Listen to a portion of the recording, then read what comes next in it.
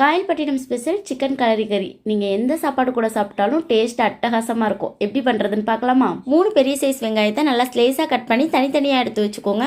அப்புறம் 1 கப் தயிர், 4 கொத்து கருவேப்பிலை எடுத்து வச்சுக்கோங்க. இதை தனியாக இருக்கட்டும். அப்புறம் இன்னொரு பிளேட்டில் 4 கொத்து கருவேப்பிலை, பட்டை, கிராம்பு, ஏலக்காய், அப்புறம் 2 பச்சை மிளகாய், 2 டீஸ்பூன் இஞ்சி பூண்டு பேஸ்ட்டு, 1 கப் வரளவுக்கு தயிருமே எடுத்துக்கோங்க.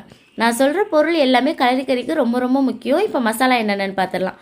ஜீரகத்தூள் 2 டீஸ்பூன் எடுத்திருக்கேன், மல்லித்தூள் 2 டீஸ்பூன், மிளகாய்த்தூள் 1 டீஸ்பூன், மஞ்சள் தூள் 1/2 டீஸ்பூன், தேவையான அளவு உப்பு. இப்போ பாத்திரத்தை சூடு பண்ணதுக்கப்புறம் மெயினான ஒன்று என்னென்னு பார்த்தீங்கன்னா, கலரி கறிக்கு தேங்காய் எண்ணெய், நெய் 2 தாங்க சேர்க்கணும். வெங்காயத்தை ஒரு பாதியை சேர்த்து நல்லா கலந்து விட்டுக்கோங்க.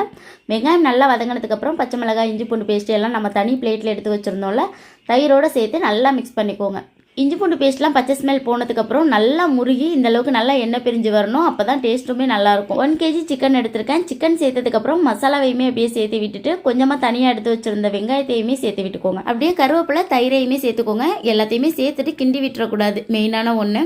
இன்னொன்று என்னென்னு பார்த்தீங்கன்னா, முடிஞ்ச அளவுக்கு கருவேப்பிலை வந்து காம்போடு எடுத்துக்கோங்க. கலரி கறிக்கு நம்ம ஒரு பேஸ்ட் ஒன்று ரெடி பண்ணணும். 1 டீஸ்பூன் கசகசாவை தண்ணியில் ஊற வச்சு வச்சுருக்கேன். 10 பாதாம், 5 முந்திரியை நல்லா பேஸ்ட் பண்ணி எடுத்துக்கோங்க.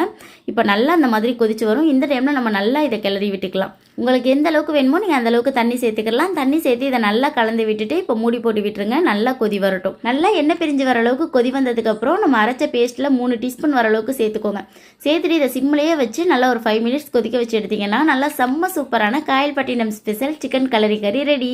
கண்டிப்பாக ட்ரை பண்ணி பாருங்கள். வீடியோ பிடிச்சிருந்தா லைக் அண்ட் ஷேர் பண்ணிக்கோங்க. தேங்க்ஸ் ஃபார் வாட்சிங்.